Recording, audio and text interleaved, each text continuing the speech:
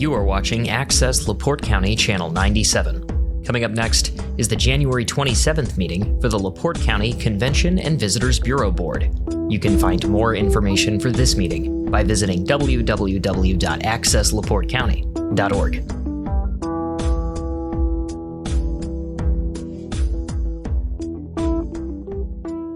I'd like to call to order the January 27th, 2026 meeting of the Board of Managers for the LaPorte County Convention and Visitors Bureau. And we will begin with roll call. Don Babcock. Yeah, Mom. Pat Harris. Present. Becky Greenlaw. Here. Diane Gonzalez. Present. Rich Grammarosa. Present. Mike Schultz. Adam Konechny. Martha King. Here. Laura Krebs. Here. We have a quorum. We'll make a note that Laura Krenz is present by Zoom. Thank you all. I just like to start out by welcoming you all to 2026. And the weather is doing its thing as it does. We're Northwest Indiana, right? So everybody's warm and cozy and got their flight scheduled tomorrow to go somewhere warm, right? With that, this time of year, the January meeting is always our meeting where we do our organizational business, which is the first order is going to be our slate of officers for this year. And we have a nominating committee chair here, Martha King, and she's going to present the slate for 2026. Following slate of officers is being presented for election. For President, Pat Harris. For Vice President, Adam Konechny. For Secretary, Diane Gonzalez. For Treasurer, Becky Greenlaw. Are there any other nominations from the floor? Okay, well, we'll close nominations for the floor. And I will ask for a motion to approve the slate for 2026 LaPorte County Board of Managers as presented by the nominating committee. Motion to approve as presented. Second. We have a motion by Rich Grammarosa and a second by Don Babcock. Are there any questions, comments, or any discussion? Hearing none, we'll move for the vote. Those in favor say aye. Let's do a roll call. Any opposed? Let's do a roll call simply because Laura's virtual. Oh, thank you. That's why we have our. Yeah. Okay, Glad so we to have to do a contribute. roll call vote because we do have a Zoom board member present. So, Gail, will you conduct the roll call, please? Sure. Don Babcock. Yay. Pat Harris. I don't think I can. Thank you. No. Can I vote? Oh, because President. Yeah. There's no reason to. Okay. There's no reason for me to vote? No, I don't Okay, need to. pass. Becky Greenlaw. Aye.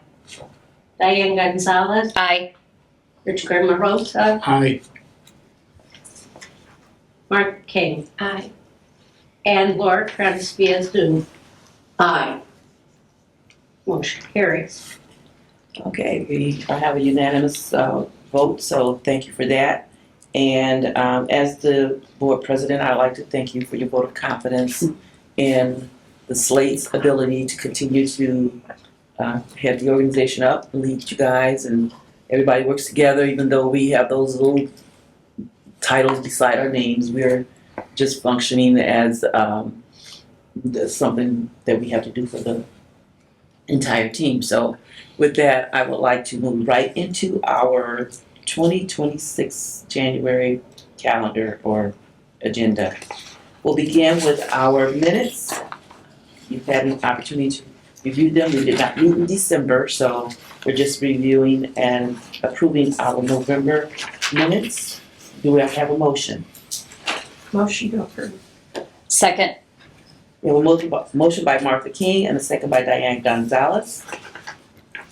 Any questions, comments, discussion? Hearing none, those in favor say aye. Aye. Any opposed? Aye. Roll Any- call. Any, we got to do everything. Every vote, we should. Okay, we're gonna do a roll call vote for our minutes. Dale, you're gonna be busy this morning. Okay. Don Babcock, Aye. Pat Harris, Aye. Becky Greenlaw. Aye. Diane Gonzalez, Aye. Rich Rosa. Aye. Laura Krantz via Zoom. Aye. Martha King. Aye. Mike Schultz, will you be Present. Just voting on the That's minutes. aye. Oh, I'm gonna abstain because I wasn't here for last minute. Does Adam look into it? No. Oh, okay. Motion carries.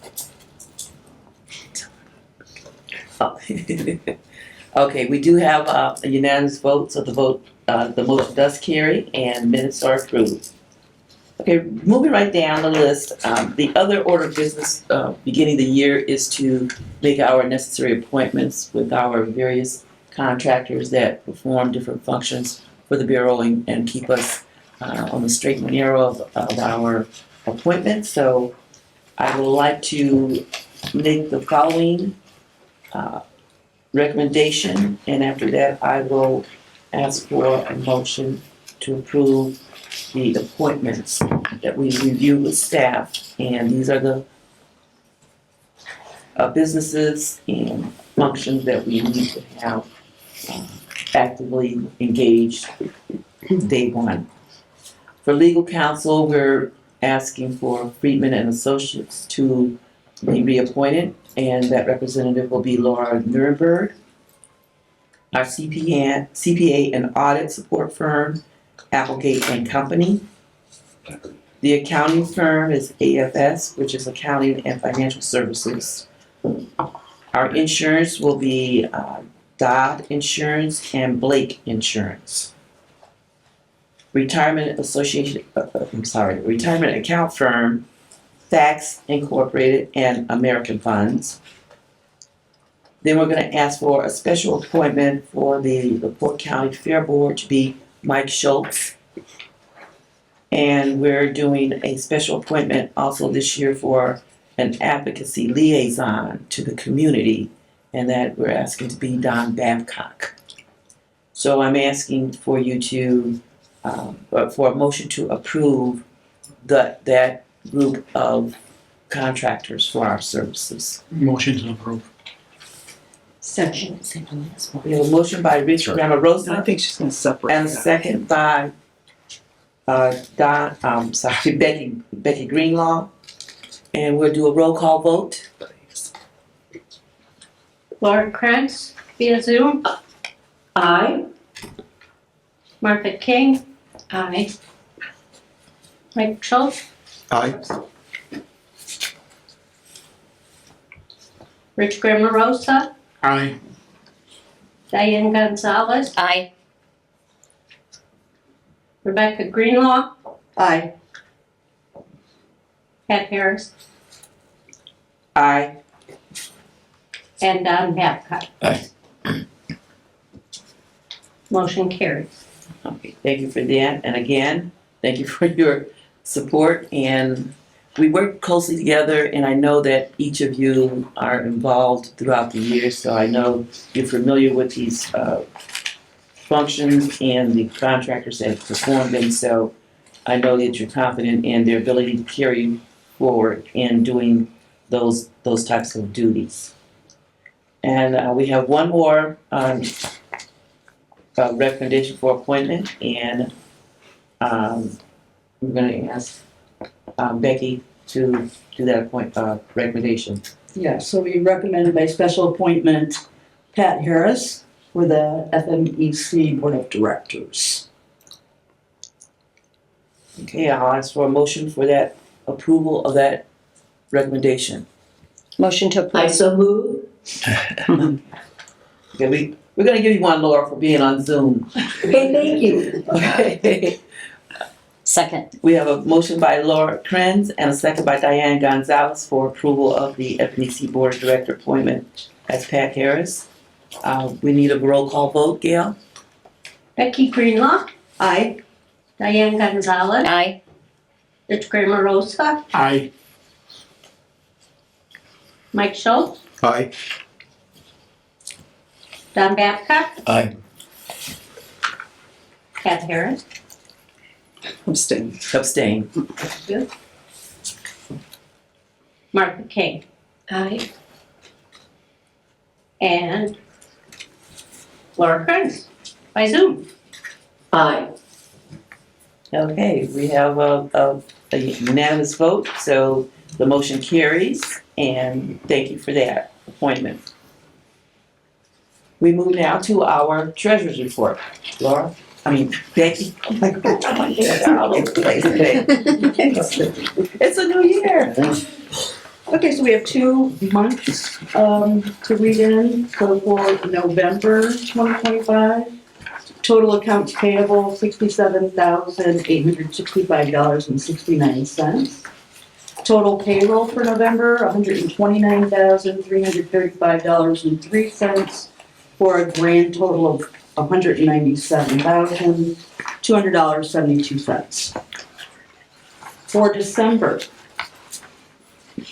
total accounts payable $211,669.72. Total payroll $144,860.95 for a grand total of $356,530.67.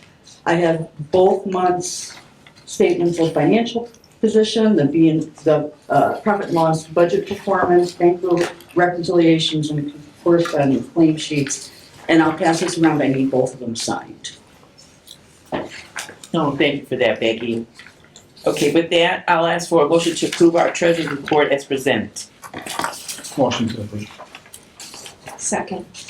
We have a motion by Rich Graham Rosa and a second by Martha King. And does this include the profit and loss statement also, or is this claims or? It's in there. It's in, when she sends it around, it'll be in there, but it's in your package too. No, I got it. I'm just looking at it, so Yeah, let's have some later discussion. Thank you. okay. All right. Any other discussion? Gail, can we have the roll call vote, please? I told you were gonna be busy. The roll call vote to pass both November and December financials, approve November and December financials. Laura Krenz by Zoom. Aye. Martha King. Aye. Mike Schultz, Aye. Rich Graham Rosa, Aye. Don Babcock, Aye. Pat Harris, Aye. Greenlaw, Aye. Diane Gonzalez. Aye. Thank you. Motion carries. Okay, thank you again. That brings us down to our CEO updates. All right, good deal. Well, I did kind of scale this back a little bit because we weren't sure what we're gonna be dealing with, whether we really appreciate everybody getting out so we could get a quorum, so we could get caught up, get started off on the right foot for the new year. Gail promises to have breakfast at the next meeting, and that we'll back up and do that again. So with that, the comments are gonna be centered around some of the end of the year stuff for heads and beds especially. We've got some great updates. I don't want to steal Brett's thunder, but as you all know, on the income side, we finished better than we've ever done income-wise, and we've continued that trend, but I'll let Brett dig down into that. He's going to give a pretty lengthy report on that because we need some input on you from the board on, we just want you to understand where the money's coming from with regards to the innkeeper's tax, the third-party rentals. There's quite a bit of movement there, and so we're going to discuss that a little bit in depth when Brett reports. So I think it's probably best for me, Pat, just to move right on to Gail. She's going to present the finance administration for her and I. Yes. Thank you for, as Jack said, for your patience and then for reviewing 2 months at a time. We will be open for any questions that come up, but I will say closing entries will change what you see in front of you a bit, and very favorably, Jack and I believe. But we will get into more discussion of that at another time. The thing that I wanted to speak directly to at this time is the Destination International, or DMAP, re-accreditation process, because this is new. As many of you would know, but not everyone, years ago,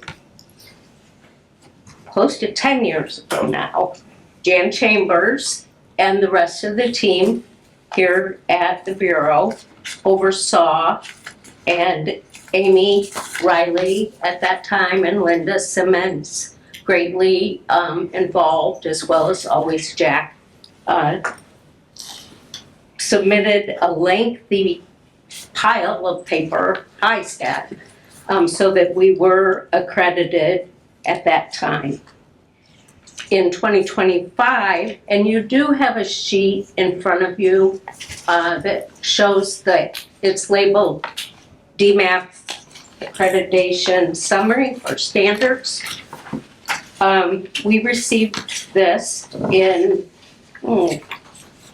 early 2025 actually, and indicated in the paperwork that came with it, the explanation that came with it, that DMAP, or Destination Marketing Accreditation Programming, which is the full title, we're moving forward utilizing all industry best practices to revamp the whole accreditation process. So at that time, I basically just kept track of what was happening, what information was coming to us, where I would need specific help to start the process once we had a definitive process. And the bottom line is that now accreditation will be a five-year cycle only for everyone. Everyone, whether new bureaus or newly coming to accreditation groups, or those of us that have been accredited for many years, will follow the same process. And for 2025, we no longer submit our renewal application, but are expected to submit a full re-accreditation. So that was a 97 question survey. That was the first step, which basically asked, following the same outline that you have in front of you, governance. Do you follow these recommendations? And then there were 15 standards under that had specific questions of, do we have a board that it meets on a regular basis? Do we have our law that established us? I mean, that wasn't a question because that's a unique way that we were established. Do you have bylaws? Do you have a policy that the board as well as the staff follow in these areas? And that made up those 15 standards. So I was able to do that on time. Very pleased with myself for that. And then as we move forward into the year, we will now submit for each of those 15 standards, 15 standards, and then I don't know if it's highlighted on yours, but for governance, there are 15 items below that major heading. Moving down, for management and operations, there are 8 standards. For finance and funding, there are 8 standards. And on down the page, as you can see, the level of detail under each of these standards. My major supports will be Amy and Robbie. But I have to say, the leadership, the way that we do business every day has made this a much less daunting task. We already have the documents. You all were a huge part in creating our strategic plan, our business plan moving forward, and we continue to report on those quarterly. Dan does that generally. He was doing it every month as we closed, finished up and polished those documents. I believe he has indicated that he will now do that quarterly, and he will be showing those grids that say, here's what we did do that we said we wanted to do. Here's where it's an ongoing process. Here is something that's not going to happen this quarter, because that's the design of our strategic plan. So moving forward, because most of those documents fall into the processes of marketing, best practices, of industry standards, and data management, that's why Amy and Robbie will be huge supports to me. But I will then, in turn, throughout the at least first quarter, upload every one of those documents. And if I'm uploading the strategic plan, I'll have to upload it into our, what's called our library. And then if 4 or 5 of these standards, which all of these standards actually will be identified and in detail in our strategic plan, then I have to identify what pages.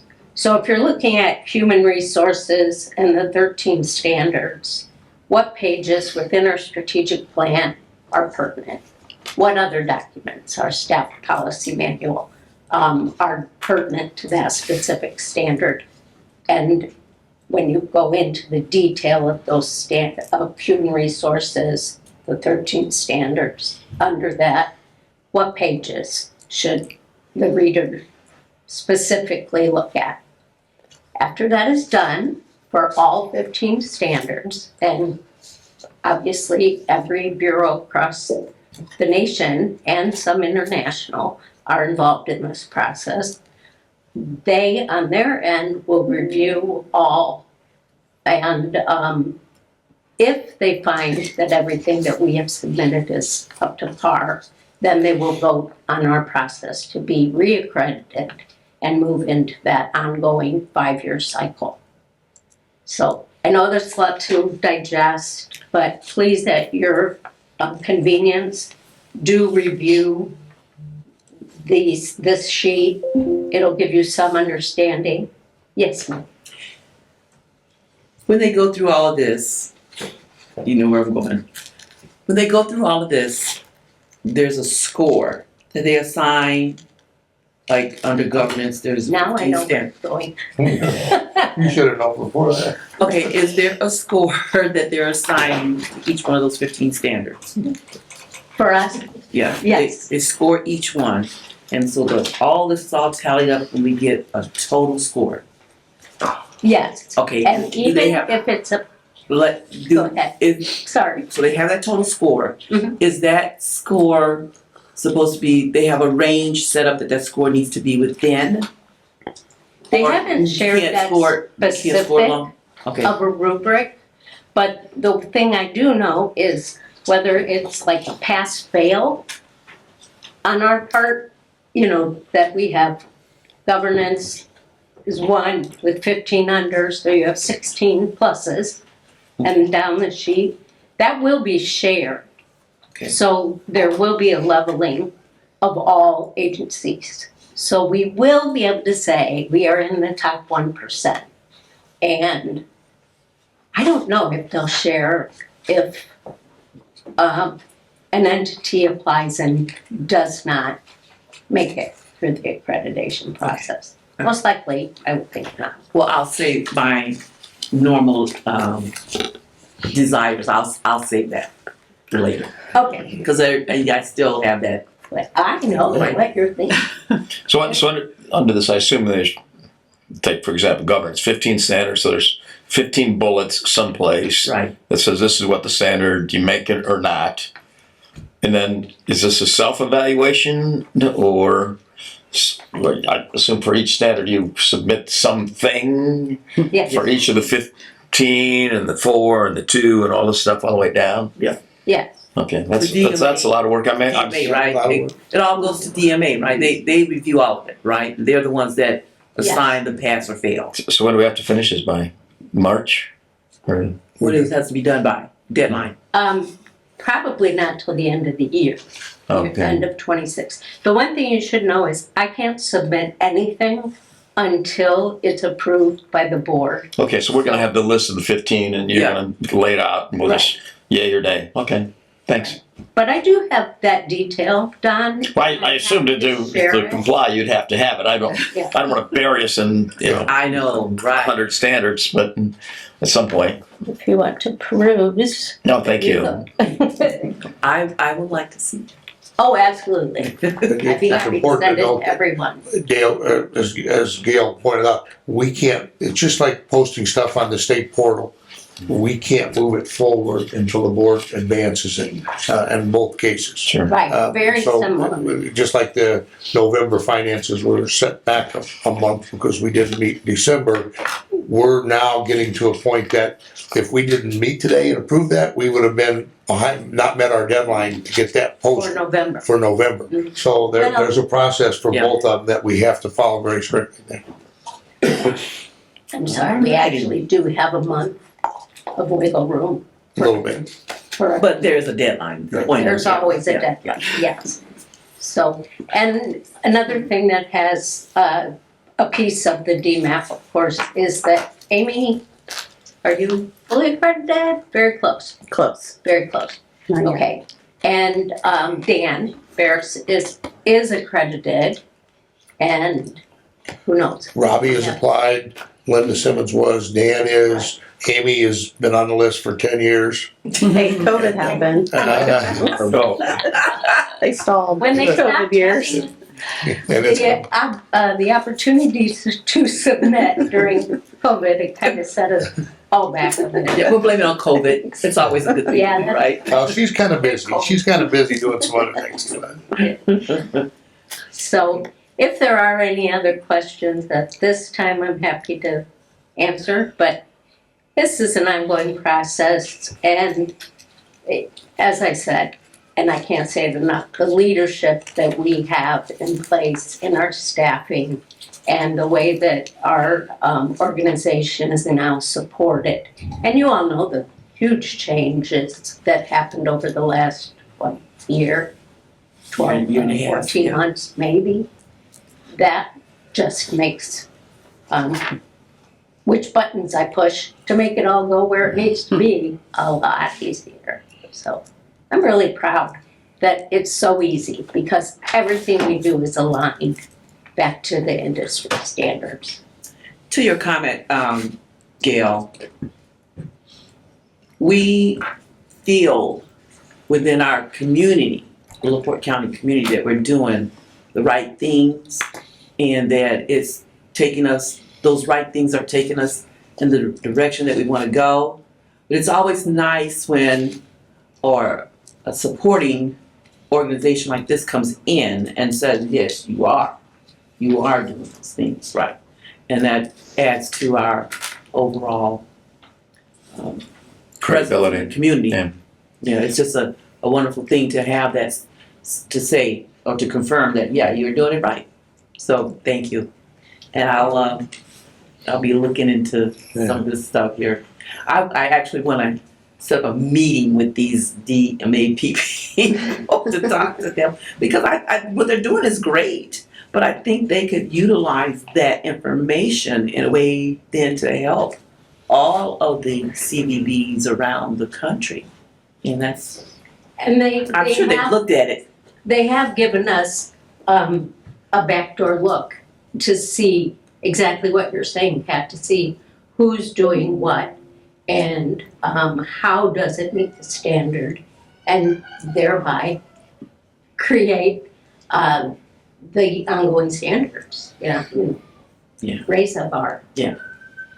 Okay, well, thank you. Yeah, good, yeah, thanks. So, and just in closing on that topic, I think Don started to say something on it, but it caught my attention. Just doing the process, just going through the process is so good for us. We learn so much, and it activates everybody here from top to bottom to get involved in that. And it's pretty exciting to work through that, because it keeps us fresh and on top of stuff and keeps us all involved. So the last part of finance and administration is, this is the first year, you all recall, that we will not be getting our annual audit done by Applegate. For a little bit of backstory there, 18 years ago, Board of Accounts was doing our audit. They came in and said, we can no longer afford to do that. That was like Christmas in July when we got that message. And they said we could pick a company out of 6 that they recommended locally, and we picked Applegate to handle our audits.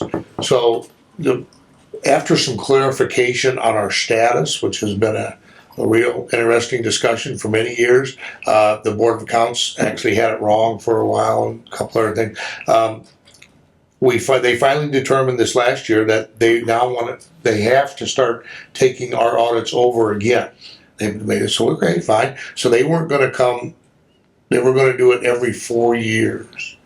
And I said, absolutely not. If we're doing something wrong, I don't want that to compound and and I said, is there another option? We're just not, and she said, well, we maybe can do it on a 2-year thing. I said, well, if that's the best we can get, we'll go with 2 years. So we're going with a 2-year audit. They're hiring out, just as they did to Applegate, but they're hiring it to a firm in South Bend, different firm. As you can see, we've retained Applegate. Again, we're gonna bring them in as a filter for the new group, a go-between to help. When the audit process takes weeks, it's about a 4, 5, 6 week process where they sit in here and pull stuff and examine it. And we're going to let Applegate screen that process. So if they ask for certain files, it'll be Applegate presenting it back to them saying, here's how we've looked at this over the last years, because it's all in the eyes of the beholder. You know how that is. And it may need some backstory discussion from Applegate and stuff like that. So they're going to be working with us on that. We think that'll help make that process go smooth. But the big thing was, we didn't want to go that many years without being an official audit, because we've been doing it every year, and it's worked out perfect. We haven't had any glitches, but had we, they wouldn't have kept going and compounded. And we would have had glitches for sure if they wouldn't have been here in the process and educated us and fixed it before it even happened. And that's the way we want to keep moving with that. So that concludes administration and finances.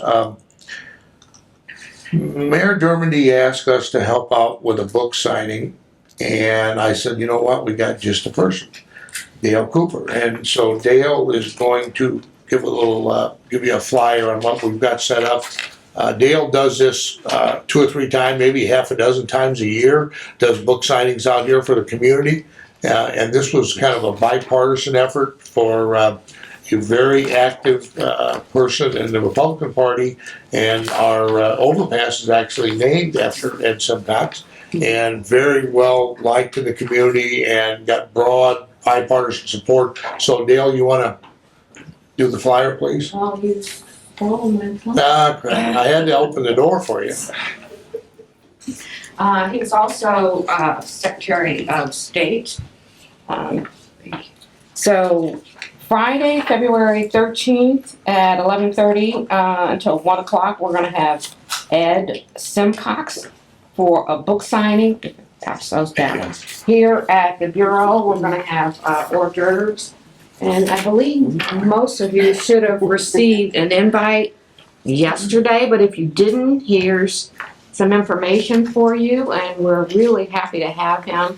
He's going to give a little speech first, and then he's going to sign it for us, and after that, he'll stick around for just a little while to chat with any of you if you're interested in coming, but you're all invited. And you're more than welcome to bring anyone if you'd like to. We would really like to give him a wonderful reception here, so if you're interested in coming, please let me know. So what, is he bringing books for us or do we Yes, buy our books? he's bringing books for you to purchase. Just checking. Yeah, we figured, how much? No, I'm not sure. Okay. I can check real quick. It'd be on and on. Yeah. We need to know if we need to bring our firstborn or whatever. I don't believe they're that expensive. I'm just kidding. Do you know what the menu is exactly? Do you have any requests? Oh, yeah. That usually gets me somewhere, so. Oh, it's gonna be all, everything you buy. There you go, that's a good answer. Is this mine? Mm-hmm.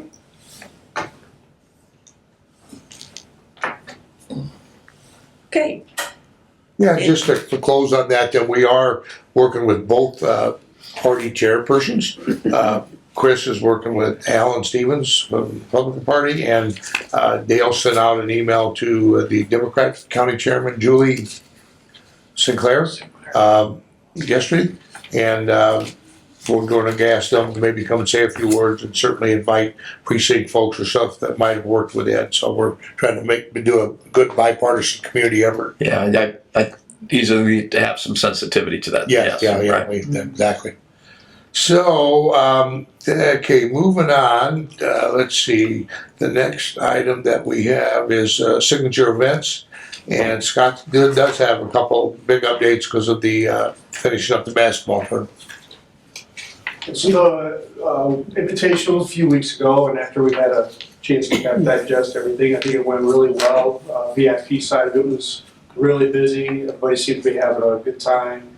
I think it was a good move for us to go from Friday to Sunday instead of Thursday to Saturday. Sunday was our biggest crowd, but of course, you know, Friday we were dealing with IU and Saturday we were dealing with the Bears, but I still think we had a really good crowd for all 3 days, and again, Sunday was probably the best attended.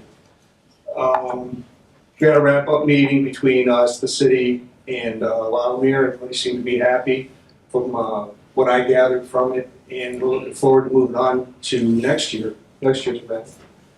The other big one that I was going to discuss was the Great Lakes Grand Prix. Of course, that's going to be on top of us before we know it. We're sticking with our WO Race World Offshore. Bill and I are actually, Pat, you'll be glad to know, we're going to be jumping on a plane this afternoon for warmer weather to go down to New Orleans. Can I go? There's an ATDA conference that we'll be attending, and hopefully come back with a wealth of knowledge from that. So that'll be the rest of the week. And next month when we do our report, we'll fill you in at that point. Any indication of any changes? Because I know those organizations every year have. Oh, no, never mind. Yeah, you just go We got 2 days. Yeah, well, you know as much as we do at this point. We're just gonna leave it at that. We're gonna keep it simple and just, what's next, Jack? Let's back up and show those clips on the invitation. Absolutely, yeah.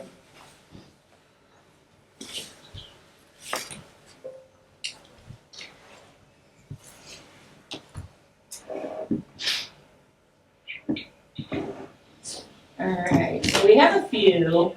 We'll start with this one, I believe was sent by Dunes. Yes. It was up there a minute ago. It's not up.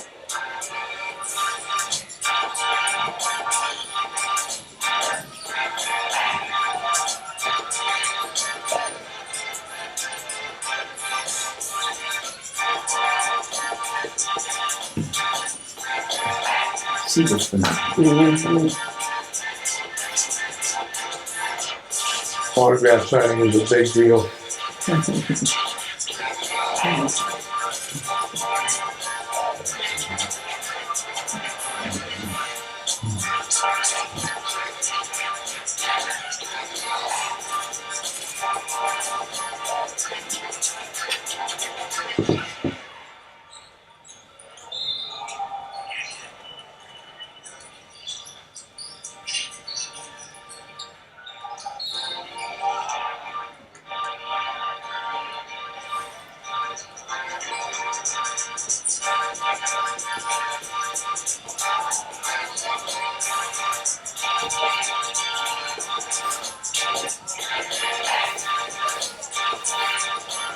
There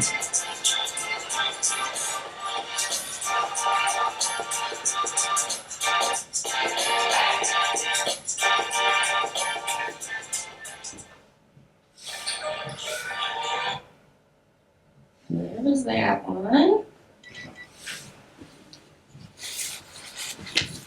We haven't done a professional mock-up of this. Doolin was just nice enough to do this real quick, that one we just showed, to show something today, but we're gonna work on clipping up something really nice.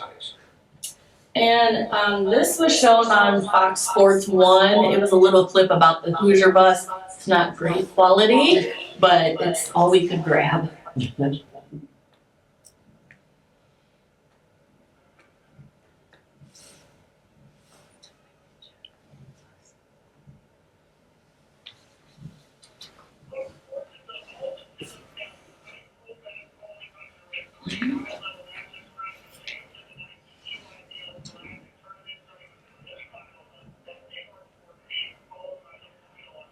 It's not coming through the other No sound on the table? It's not coming through that way.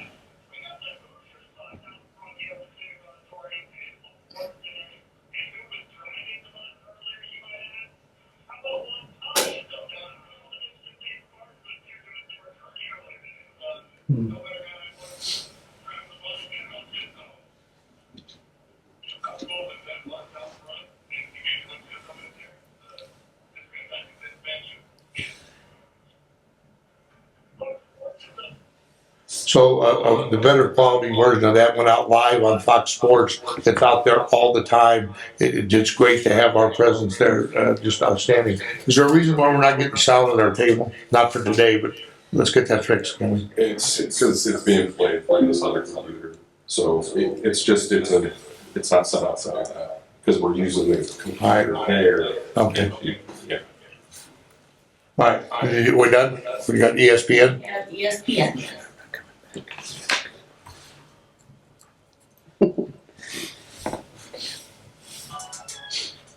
Cap, you know, this past Friday, we had such a great day at the LaPorte Invitational High School Basketball Tournament. And we want to thank all the wonderful folks who hosted us at the historic LaPorte Civic Auditorium. It was a terrific setting, too. Think about this, future basketball was there, great photos that we took at the Hickory bus that made famous this movie Hoosiers. But we just had a great time there to be able to see everybody in LaPorte to check it out. Yeah, we had a great time, and I got a picture, so did you, sent to me on Friday night. You know who was the next person sitting at Hickory Bus, take a picture after we left?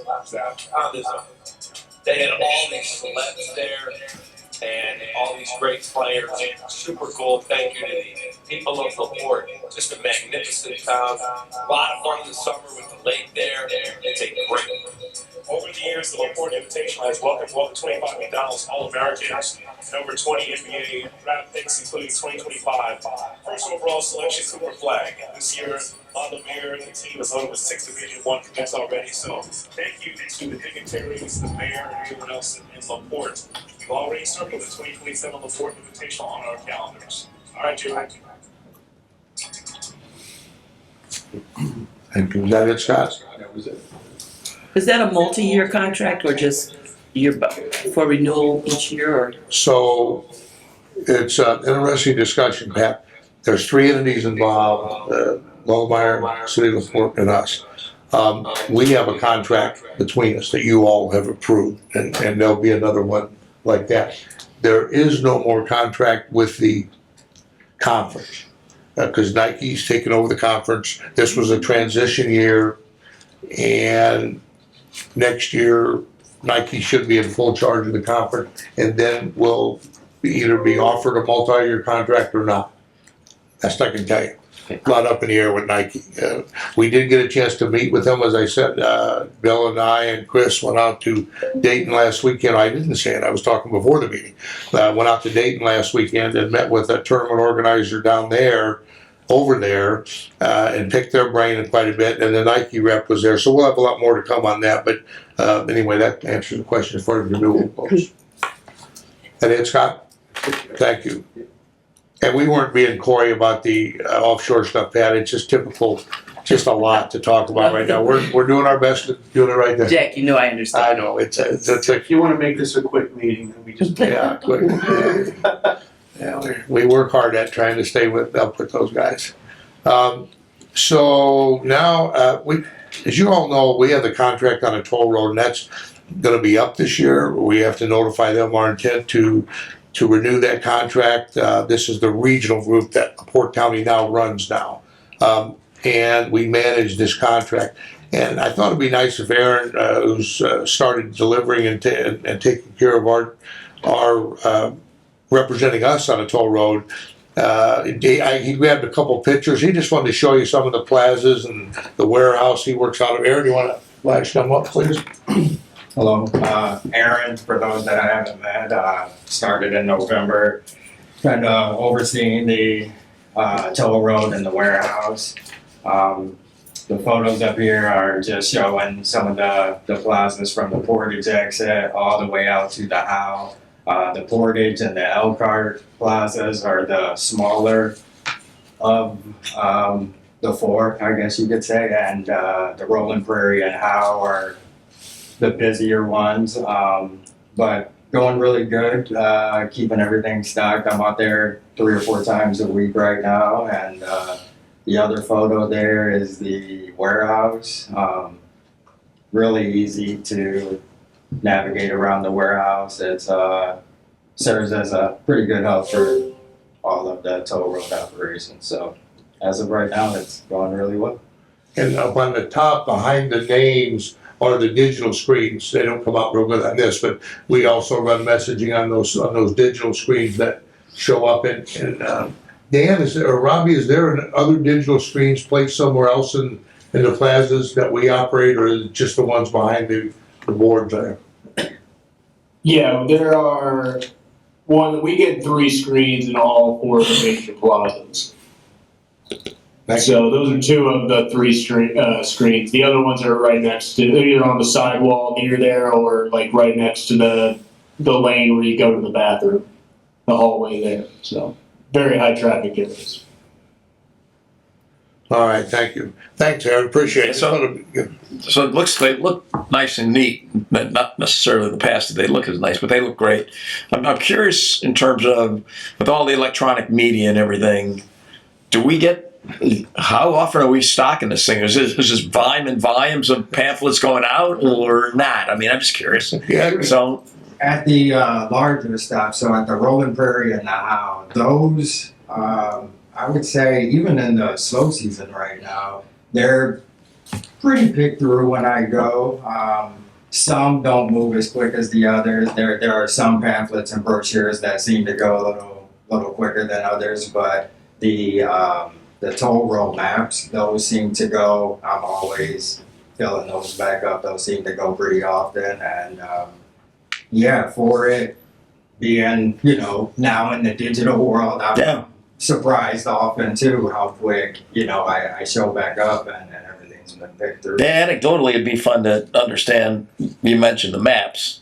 Sure. What's the hot stuff? Do we have some hot brochures up there that are just flying off the shelf all the time? I'm curious. That's a great question. We work really hard at this, trying to. Robbie does the sales, so he's got the other aspect of this answer. Aaron knows what he's got to keep putting on a rack, and we've been told for years the doggone maps just got to do it. The visitor's guide. I wanted to do away with the visitor's guide against DMA and everyone. I said no, it's and we can't. They want the maps in there. So Robbie, what's your take on that as far as the print stuff being relevant in this day and age with the digital marketing out there? Yeah, I mean, it's still surprising. Like we haven't really even seen that big of a dip over the last 10 years or so in the amount of brochures that are flying off the rack. It's just been pretty steady. People still like that hard material in their hand when they're driving down the road, so they have something to pick through and look through. In the top row there of all the brochure racks, that's our visitor guide that we create and sell. We move almost 50,000 of those every year. The map that Amy bought the front cover of this year, that map is inside that visitor guide, but also it's printed. We did 20,000 on their own, and I think last time I checked the warehouse, Aaron's about to run out of those, so we might even have to print more. I don't know, but No, things are moving great, and specifically stuff in our region moves quick.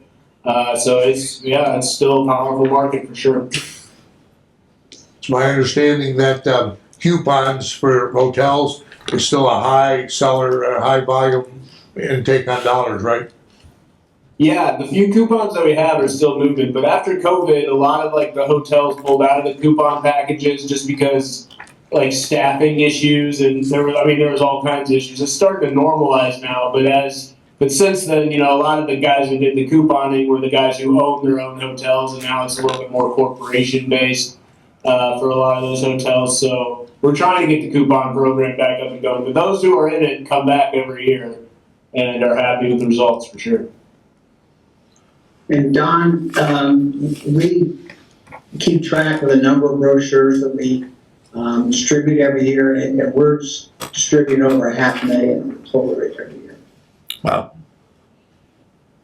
Our plan is to try to get the board out there this spring, do a little tour of the sites, a couple of them at least, and get you familiar. We actually might extend that to others in the community, because there's not a lot of folks that even know that we offer that service. And especially if we get into a discussion with renewing our contract that needs some political support, we'll be doing that for sure. Absolutely. I like the anecdotal assurance too, just to get some feel, because it's a common question. Why do we have anything? We were supposed to quit using paper 20 years ago.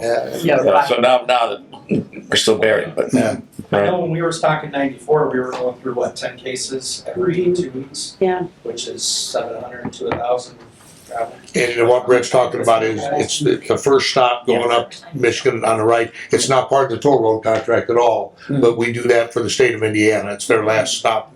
Yeah, they fly out of there. Unbelievable. Yeah. With me getting older, I can vouch for you. Yeah, you still like this, but then you'll go on your internet if you see something on there. So this is like the beginning, and then you do more in depth than when you get to the internet. And I've even told the political folks and all that. I said, there's people out there that just don't have email and all that. They still like paper, but then they use internet later. But it's a big font too. It's a good feeder. Yeah. Well, I'm not that bad yet.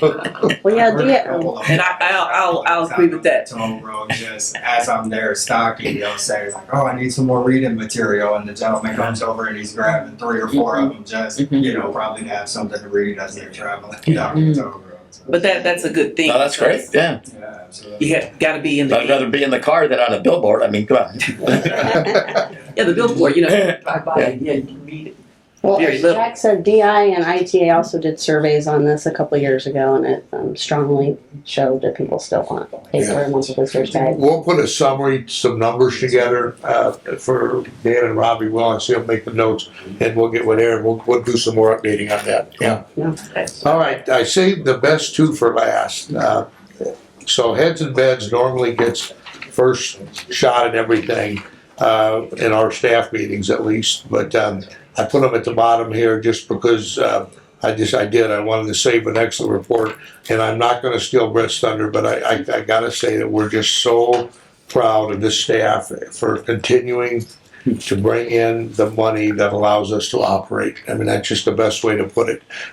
We have to have the financial wherewithal to do all the things we do in the community, all the contracts that we'll be bringing back to you all the money we put back out in the community.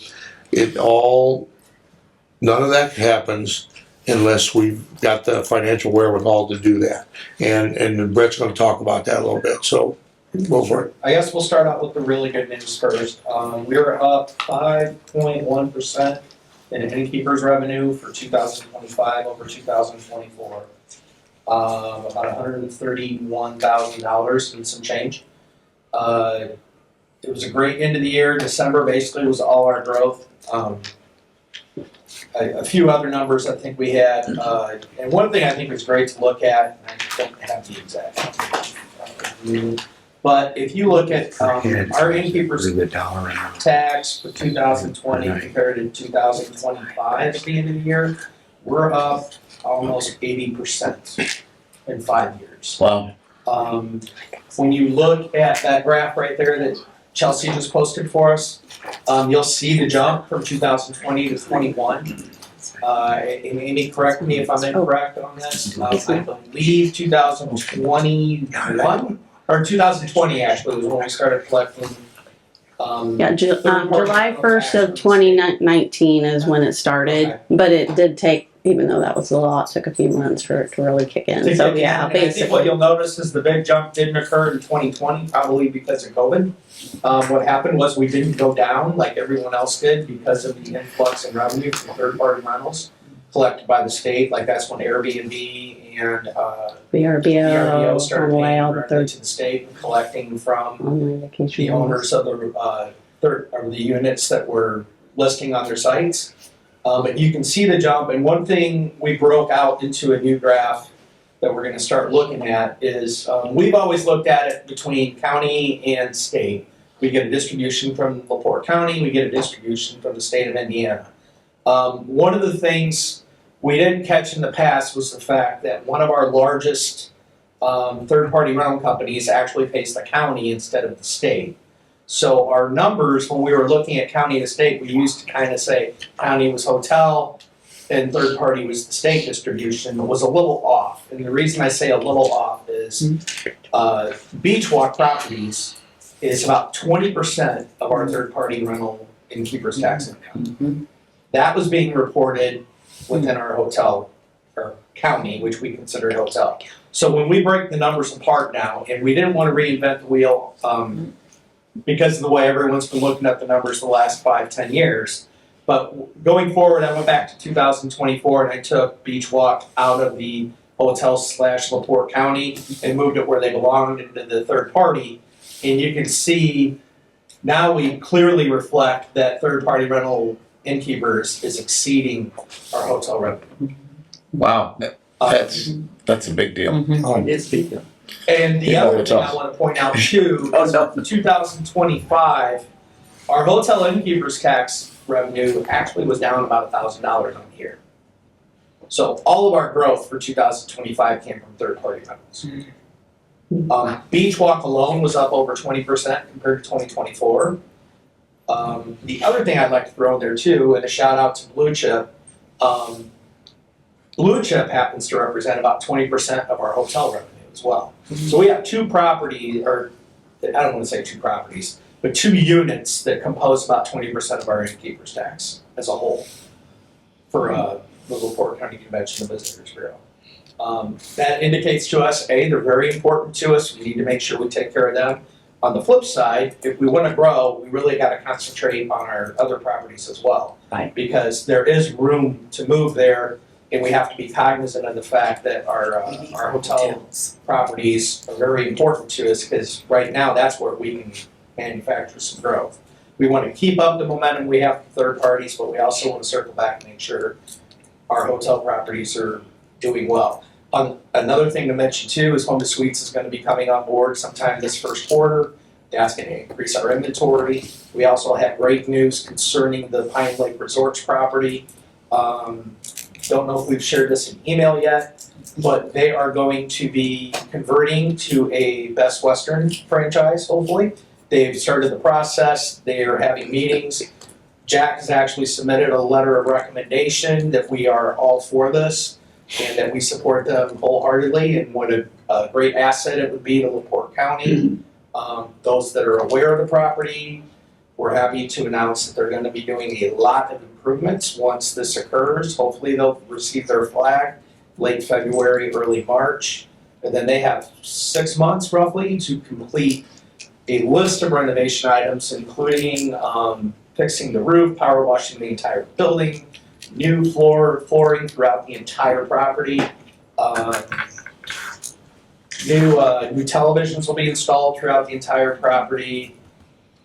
There's a list of other things too. The restaurant and catering services within the property has been sold off by the owner to a private management company that now has like 3 to 4 pizzeria unos throughout the area, and they're doing their best to improve and make that a little more dynamic. And that's not going to go anywhere fast. We know last time they opened, they were only open 3 or 4 months. I can tell you they're in this for the long haul, and that's going to do nothing but improve the property. And for us overall, that's a large unit that currently has, well, that's another great point to bring up too. currently have about 154 rooms, I believe. Their renovation is gonna focus on 25 rooms per floor. They're gonna take the other 54 and within the property off the books for now and not let that out. Which is great in two ways. It's gonna give them room to grow as they increase their revenue and things go better. And they're renovating 25 rooms per floor. They're starting on the 4th floor, they're gonna work down. All that has to be done within the first 6 months. And that should increase our inventory greatly. So we're seeing a lot of room for growth within the hotel side. And that's what we're gonna focus on.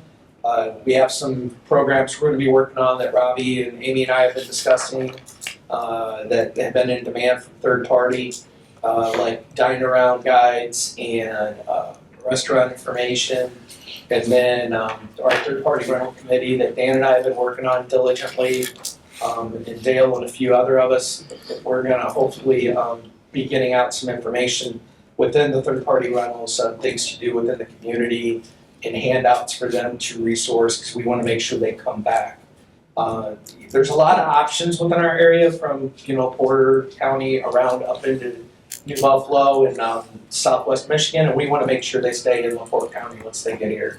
Like a lot of our people will come here and stay here. We want their dollars to be spent within LaPorte County as well. And by giving them this information, we think we can help achieve that. There's a lot of other things to do. We want to make sure they experience LaPorte County first. So to that end, we're gonna open up a visitor center as soon as you cross the Michigan state line. I think there's room to squeeze one in all those nice shops that are out there. That's something you guys would be interested in. I don't know if that's. I'm sure at some point some of those will be close enough. You think that would make it to Regal? You might want to make the paper into the rolling type though. Yeah. Read it and then roll it later. Oh boy, I started something there. Thank you, Brett. Any questions? I'm gonna, Lauren. I have a couple questions. Yeah. The increase in the revenue, is that due to increased room rentals, or did they increase their rates of their rooms? What we discovered through the, I want to make sure the Air DNA data that we purchased last year is most of the growth in income is coming from units 4-bedroom or larger in the third party area. They've been very So stagnant. it's ADR, it's average daily rate. Okay. Average daily rate. So if there is any growth in the 0 to 3 bedroom, it's in the number of units available, not in what they're charging. 4-bedroom and up, we're getting both. For hotels, the ADR has kind of flattened out. You saw big increases, and somebody had mentioned like 2020, and I think Robbie did, and like hotels cutting back on their service. I know just like from talking to the GM at Holiday Inn Express, they used to price their rooms during 2020 and 2021 at like $400 or $500 a night when they only had a few left because they just didn't want to sell them. People were still renting those rooms at that point. So that's why we saw that big jump. That's kind of came back down. Occupancy levels have went up, so it's kind of a fluctuating thing, and I don't want to get in the weeds on this. But I think overall what I would say is the hotels and the third-party rentals are getting more for their rooms in our peak event times. One of the things we noticed, December was a little under for us compared to last year. Had several properties that didn't get their payments in time to the county to be reported. And the other thing to point out is that Notre Dame didn't have that home game. If everybody remembers last year, Notre Dame and IU brought a huge influx of people up here. We tout the Hoosiers as we're at it for their national team. Had to sneak it in. But so our big events, like we had the largest innkeeper's tax and collection ever in August of this past year, of over $475,000. Big events raise rates, which raise our income.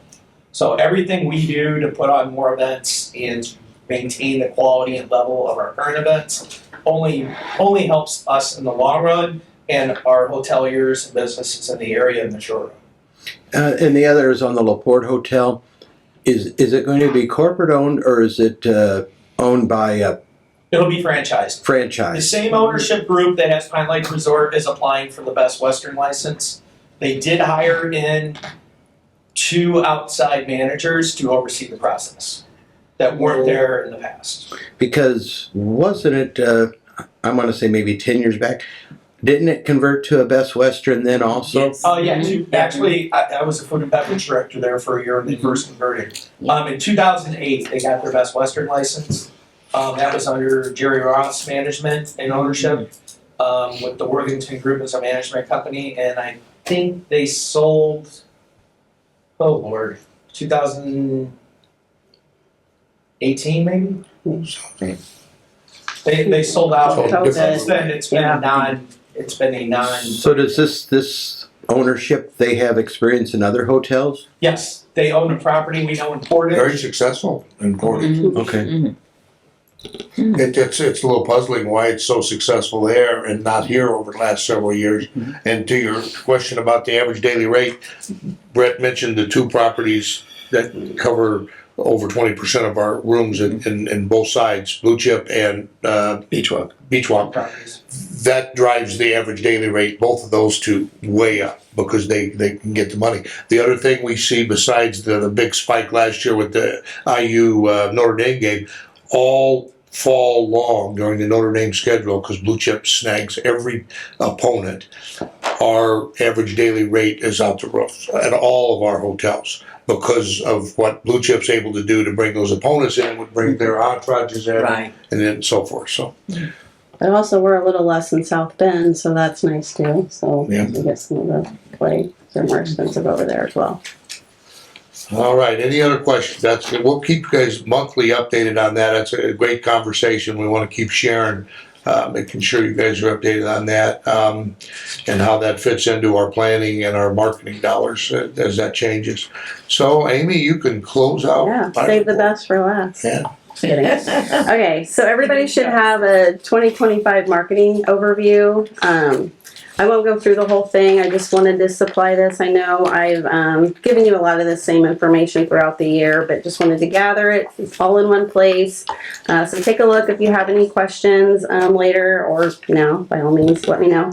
I did also want to point out that under the digital partners and campaigns, we've already contracted with the majority of those partners as well. So we'll be going forward with a lot of that. So yeah, we're excited. We're looking, we're going to have a great year, and we already had a great week. We can, by the numbers, it doesn't, the numbers don't lie, the innkeeper's tax. So we're obviously doing some things right in this area. So we're excited about that. So take a look. Let me know if you have questions. I've also given everybody a copy of the new visitor's guide. You guys heard a lot about that. I hope you peruse that and everybody enjoys that. Like I said, we told you we went with a new front cover and a new bind and so on to give it a little bit more of a magazine look and feel. So again, we're proud of this. Keys, how do you like it? Does it feel good? Yeah. Okay. We print 80,000 of these and they're distributed. Chris has been distributing them. He's been out for a couple of weeks now all over the place. They go to approximately 200 locations locally to partner businesses here in LaPorte County. We take them, again, we mentioned I-94, they fly off the shelves there. The toll road, they're along the toll road. We put them in welcome bags. Blue Chip often has asks or requests welcome bags for a lot of their big conferences or events, so they go there. They're going out the door all the time. So we're looking to get rid of all 80,000 of those this year. Shouldn't be a problem at all. We're very excited about that piece, and we're going to start on the 2027. ECC wants to meet soon, so we'll be starting on that again soon. As far as what we worked on in December in LaPorte, we heavily promoted the LaPorte Invitational, as was discussed. We partnered again with ESPN 1000. They ran 48 commercials, and those were both recorded and live commercials. They executed 2 weeks of targeted display ads for us. And as you heard, Cap and Jay Hood were there. They made a live appearance. They were at the VIP event. I know several of you were there on Friday. And then they also came to the games after that. We also boosted social media with, in coordination with the city of LaPorte. It was a great partnership. We worked together on that. And then we also had an ad in the LaPorte Invitational Program book. So I will pass this around. You can see that. All right, you want to grab that? Thank you. And again, we're looking forward to that again next year. And then the first quarter, destination newsletter is ready to go out. I was going to send it yesterday and I decided I would wait until tomorrow. So if any of you are not on our email list and would like a copy of the newsletter, please let me know. See me after this and give me your email so that I can add you to our list. I would just like to comment. I was at the VIP event for the LaPorte Invitational, had an opportunity to speak with some of the representatives from ESPN, and the feedback I got was just overwhelmingly positive for how they see that event and how they see our community. So just so that you know, ESPN is looking at us very closely. They even made the comment that they're looking to expand into some other areas for LaPorte County. They really like this community. Can this be mailed out to a third party? We have a link on our website.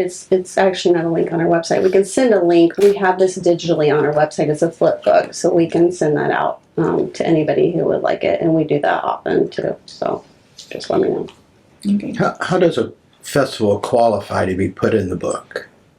In this book? Not an ad, but how you've got dates and Apple Fest or say something. How do they qualify to be put in the book? We put what we consider the large events, and also if we have the dates. We've reached out to several, and often there are a few that are missing because they don't give us the dates, but basically these are all the larger events throughout the year. Is there an application if a group would like to be included that they can send it in a request and then it's whoever picks what goes in there? We don't have an application, but we can certainly look into one. But we do work with all of the groups, and again, we try to make sure that we're putting out the. I think if they just submit their information, right? Yeah. Oh, well, yeah, and we have a calendar of events as well. So all of the events, Chris updates our calendar of events on our website. So she updates that basically daily. So we have all the events throughout the county. But again, this has to go to print like,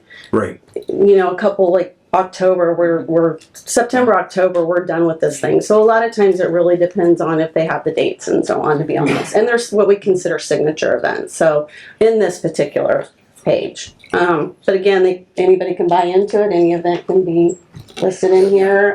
There's two ways to get in there. One is to pay to play, of course, and as you know, Mike, or maybe you don't, the Herald Argus News Dispatch takes care of those sales for us. We don't do that. Okay. Okay, yeah, probably you wouldn't have it, you know that, right?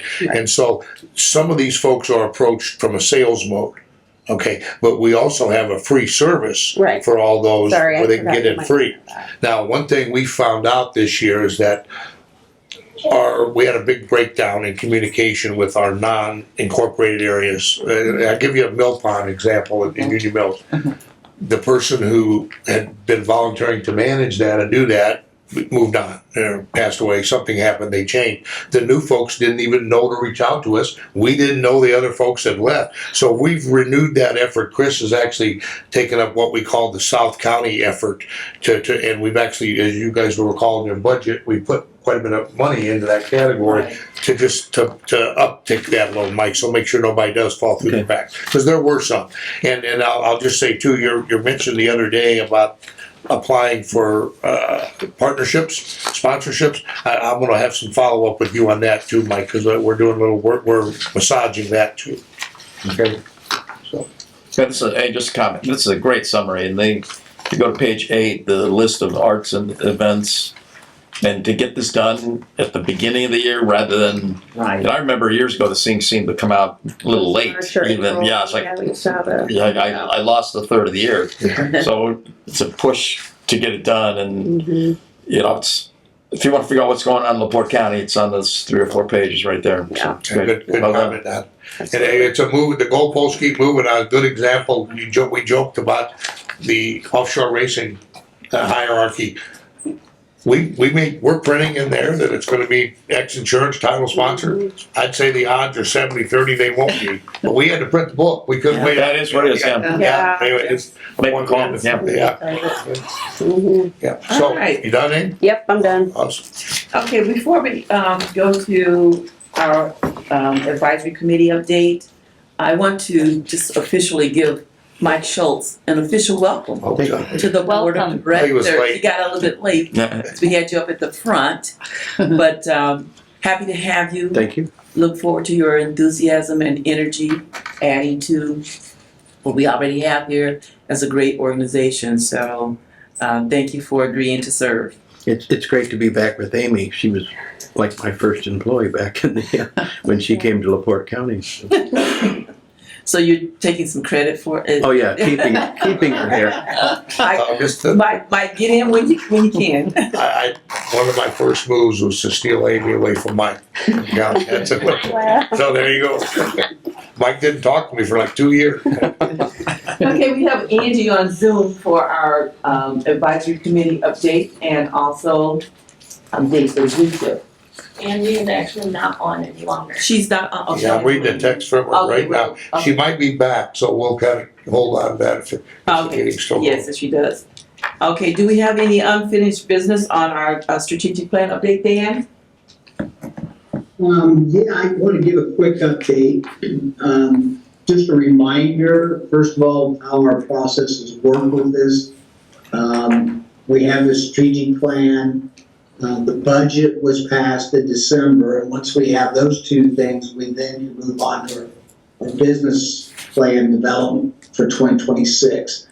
We involved something new this year. We more directly involved a couple of board members, Pat and Don, particularly in the area of advocacy. Don and I had a really great meeting, and we have a good plan for ways that he can be more directly involved, use his expertise in this area for us. So I think that's very positive. We just met with all the staff to go through the 2025 plan and document key achievements, and then also talk about the 2026 new initiatives that will be moving forward. So the staff did a great job of coming in, and the reason that they're able to focus on and are willing to put the time into the business plan is because the board has put a priority on it.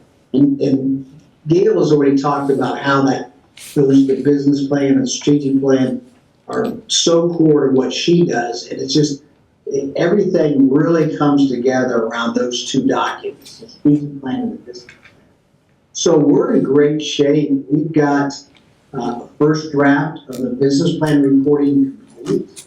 We've got the first draft of the 2026 complete. We'll go through a couple revision stages, and then we'll be ready to report that back to the board sometime probably at the March meeting, given our schedule.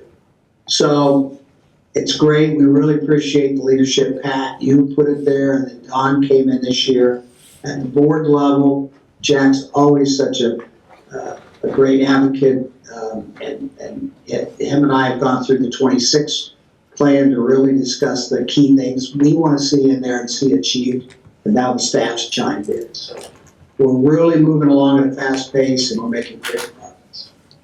That fits in line with how we were going to do our reporting on the strategic plan, which is going to be quarterly. So that update in March fits right in, Dan. Thank you. Right.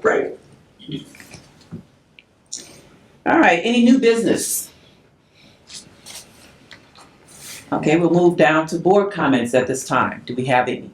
Don? A couple of P&W announcements. So number one, thanks for your support, and Jack and Pat, relative to our Martin Luther King Day celebration.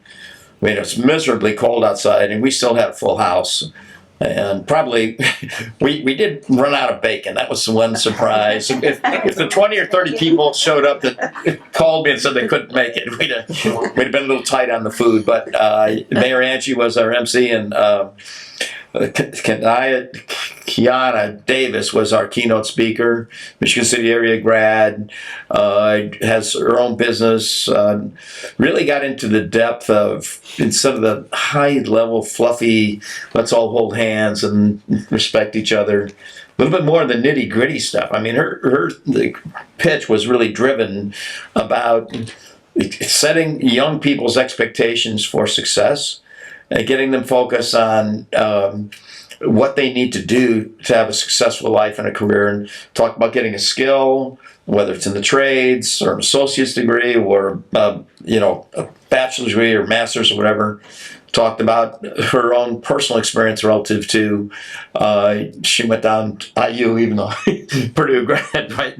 But in that, she wanted to get into broadcasting, and Oprah Winfrey was her, be all be all. Mm-hmm. And she went down and looked to get a job in the broadcasting booth at the university, and it was paying $28,000 a year. Well, that wasn't even going to cut it for her tuition. So she changed her focus to finance and accounting, and then got much more focused relative to relevant things. And so her message is to not set young people up for failure. We're not all going to be LeBron James. She gets into the National College Association relative to athletics, and there's 16 or 18,000 kids in that, and only 1.5% or so ever make it to the pros. Right. So get people focused on, not that they can't pursue the sports and the other stuff of your dream, but get them focused on getting something that's real. So I thought it was great, probably one of the, in recent years, the best we've had. So thank you for your support for that.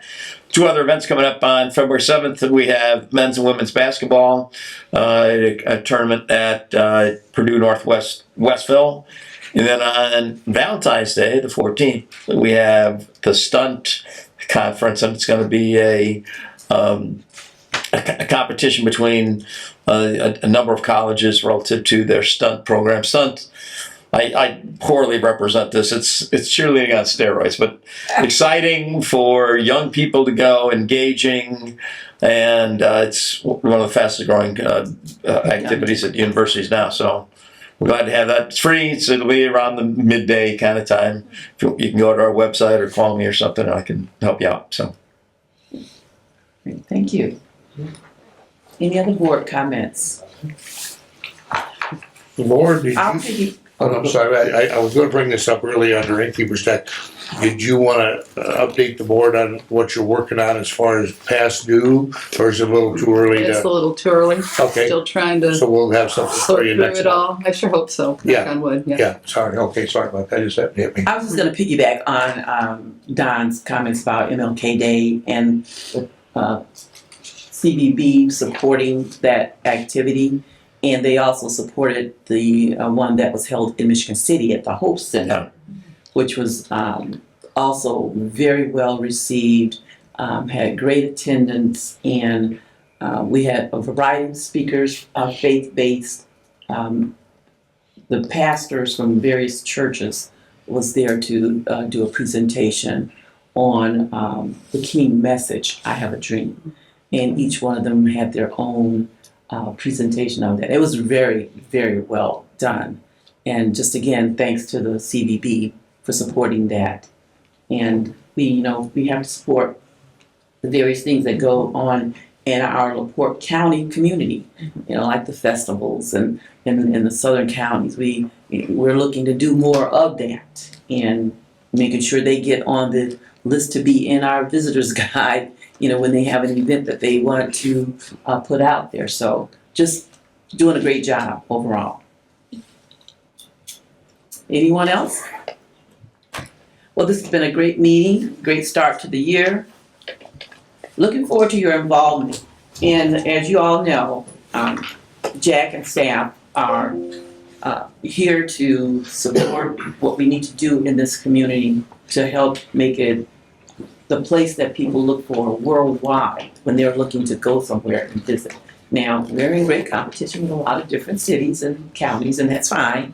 We like the competition, but I believe we're up to the task that when someone's looking out to visit an area, I think we can be in the top 10% for the world, because we have a lot to offer here. Our proximity to the communities around LaPorte County makes us very, attractive for coming here without the hustle and bustle of the big city. You can be, 50 minutes away. So just want to make sure we look forward to this year, digging into that strategic plan, making our advocacy in our county the strongest it's ever been, because we gotta have the people living here welcoming our visitors and wanting them to come and showing them who we are.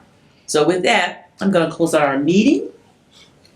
We're going to adjourn, and our regular meeting in February is on the 24th, same time, same place, but with breakfast. The meeting is adjourned. Thank you. Thank you.